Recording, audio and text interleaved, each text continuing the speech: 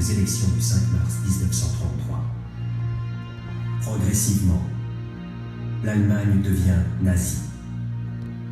Les croix gammées envahissent les rues.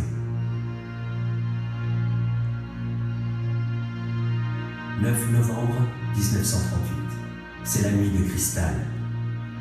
7500 magasins juifs sont mis à sac. 171 synagogues incendiées. 91 personnes assassinées. Le régime nazi prépare l'élimination définitive des juifs. On purifie aussi l'art, la peinture. Les artistes communistes, socialistes ou juifs, sont enfermés. Tous ceux qui s'opposent finissent dans les camps de concentration qui ouvrent leurs portes les uns après les autres. Mais Hitler ne se contente pas de dominer l'Allemagne. Il prépare la guerre, dont les dépenses occupent rapidement plus de la moitié du budget de l'État. Les démocraties n'osent pas réagir. Hitler veut constituer un empire, le Grand Reich. Il imagine un espace vital pour la race allemande. En 1938, il annexe l'Autriche et prend possession des Sudètes, un territoire situé à l'ouest de la Tchécoslovaquie qui comporte une importante population de langue allemande. Le 1er septembre 1939, l'Allemagne envahit la Pologne.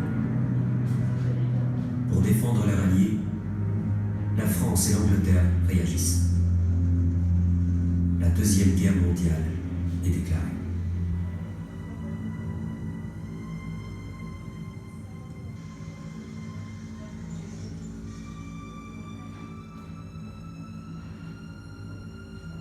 Le 28 mai 1940, après 18 jours de combat et de résistance, l'armée belge prend les armes.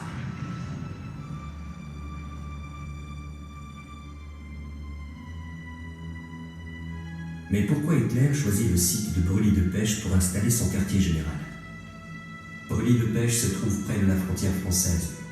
D'ici, Hitler va pouvoir diriger les opérations d'invasion de la France.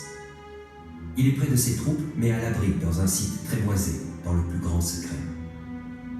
Il prévoit d'abord un bunker dans le cas d'éventuelles attaques aériennes. À proximité, des baraquements improvisés sont construits. Mais comme c'est insuffisant pour l'ensemble des membres du quartier général, les Allemands s'installent aussi dans le village. L'église est utilisée comme salle de projection. L'école comme salle des cartes.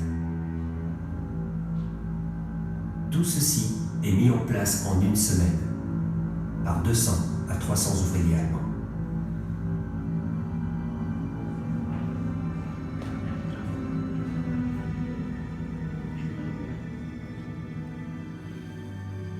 Bien, il fallait la sécurité pour le Führer. Alors le chef de sécurité a ordonné l'évacuation de 28 villages des environs, c'est-à-dire en gros Couvin et Chimay. Ça Et ça fait environ 27 000 habitants. Qui ont dû Ils ont dû quitter vers le nord, donc vers Beaumont, vers Philippeville. Et c'est pour lui que les Allemands ont construit ce bunker. Oui, donc il arrive ici le 6 juin 1940 à 13h30.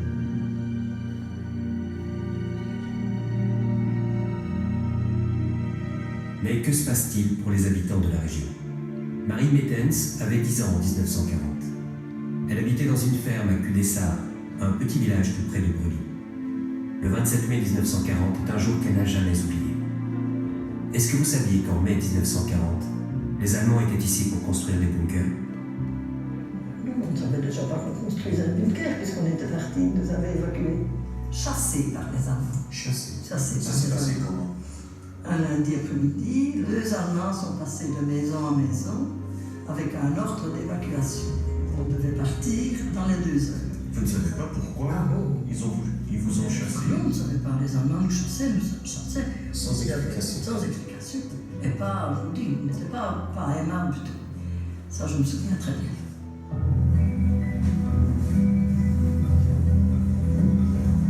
Et puis, on a pris quelques affaires, mais pas grand-chose. On n'a pas eu le temps de faire des provisions, de prendre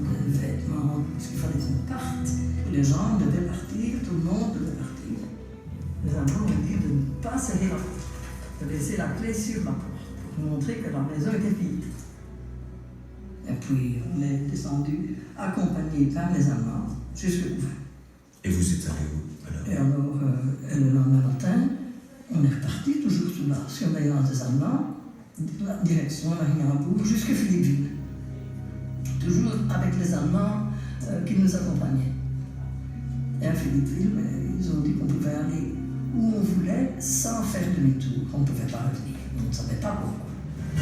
Alors que les blindés allemands ont déjà percé le front français à Sedan, l'invasion de la France commence réellement le 6 juin et progresse rapidement.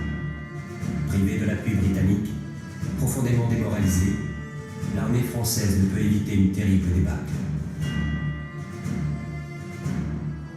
Depuis son abri, Hitler savoure son succès. Il y supervise personnellement la rédaction des conditions de paix imposées à son adversaire. Après la signature de l'armistice, le 22 juin 1940, il profite encore de son installation à Brûlis pour visiter Paris et les champs de bataille de la Première Guerre mondiale. Le leader nazi pense alors qu'il a remporté définitivement la partie. Ce sont 5 années de guerre qui vont suivre.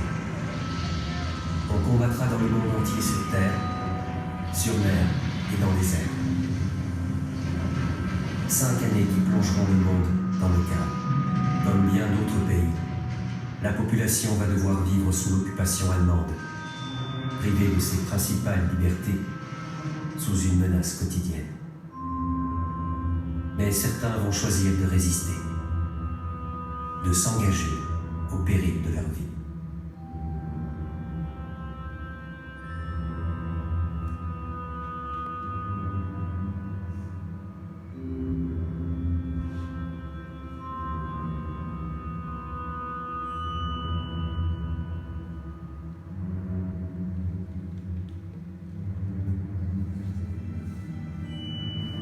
C'est ici, à Brûlis-de-Pêche, qu'Hitler, après avoir fait expulser Manu Militari les habitants restants des cantons de Chimay et de Couvain, a mené de main de maître cette inattendue mais triomphale victoire allemande de 1940. C'est d'ici même qu'en 2 mois, l'hégémonie de l'Europe occidentale va connaître un écroulement dont elle se relèvera mal. C'est de cette victoire allemande, commandée par Hitler et remportée par ses généraux, à Brûlis-de-Pêche, que cette Europe démocratique va connaître une occupation assujettissante d'abord et une oppression qui, d'angoissante, deviendra au fil des jours impitoyablement cruelle. Elles éveilleront chez les vrais patriotes un sursaut de dignité nationale, d'où naîtra la résistance, qui à Brûlis-de-Pêche se sublima par la présence du service Othon.